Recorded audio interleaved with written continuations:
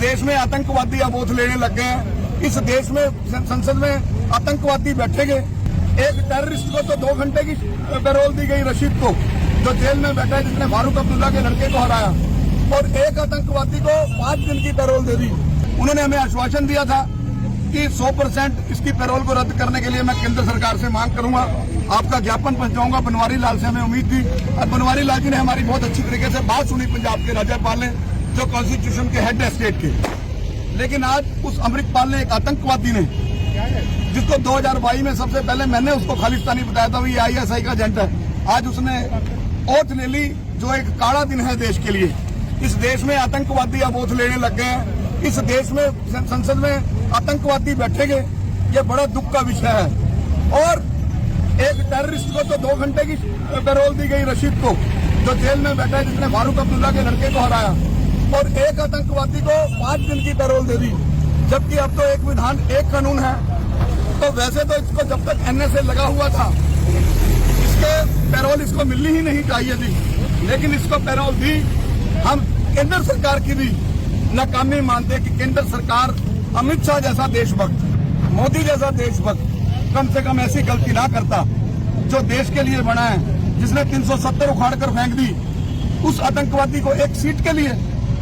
हिंदुस्तान में 543 मोहल्ले हैं, 543 लोकसभा क्षेत्र हैं। 2 आतंकवादी जीते हैं पंजाब से, एक वो जिसने इंदिरा गांधी, जिसके बाप ने इंदिरा गांधी की हत्या करी खाकी में सरकारी असले से, एक प्रधानमंत्री होते हुए, जो कॉन्स्टिट्यूशन की ओथ लेके प्रधानमंत्री बनी थी। वो कह रहे हैं सरबजीत सिंह खालसा कि हम दोनों पंजाब में खालिस्तान बनाएंगे। आज एंटी टेररिज्म इंडिया के तमाम सदस्य पदाधिकारी पूरे पंजाब में हमने प्रदर्शन किया। आज हमारी आंखें रो रही हैं। आज भगत सिंह भी रो रहा होगा, उसकी आत्मा दुख रही होगी। आज उधम सिंह भी रो रहा होगा, जिसने जनरल डायर को लंदन जाकर मौत के घाट उतारा। पंजाब सरकार के खिलाफ एक्शन हो, पंजाब के गृह सचिव के खिलाफ एक्शन हो, और अमित शाह जी, आप तत्काल प्रभाव से जो बाकी 4 दिन की पैरोल उसको दी हुई है अमृतपाल को, उसको रद्द की जाए।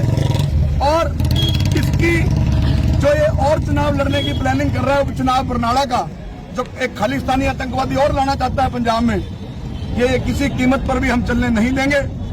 और हमें नहीं पता था कि पंजाब के लोग एक आतंकवादी को जिता देंगे। नहीं, खंडूर साहब जाके मैं खुद लड़ता। मैं राजनीति में बिलीव नहीं करता, मैं तो राष्ट्र के लिए बना हूँ।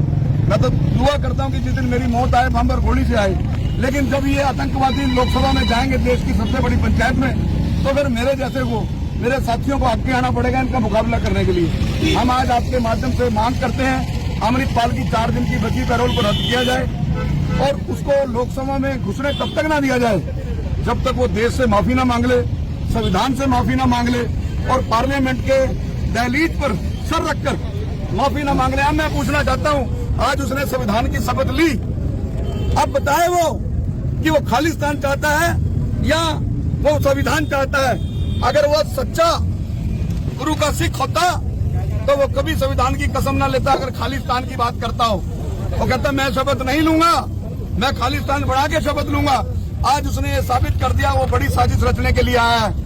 जैसे कारगिल का युद्ध हुआ, साजिश के तहत पार्लियामेंट पे अटैक हुआ, 26/11 हुए, ये पार्लियामेंट में बैठकर राहुल गांधी का भी शिकार कर सकते हैं, देश की पार्लियामेंट को भी उड़ा सकते हैं। इन दोनों आतंकवादियों को इनकी जितनी जल्दी हो सके, दोनों की, सरबजीत खालसा की भी और अमृतपाल की भी सदस्यता जो है रद्द की जाए, और पंजाब को पैरामिलिट्री फोर्स के हवाले किया जाए, और लोकसभा क्षेत्र खंडूर साहब और फरीदकोट में सरकारी मिलिट्री की चौकियां लगा ली जाए। नहीं तो फिर पंजाब आतंकवाद की आग को झेलेगा।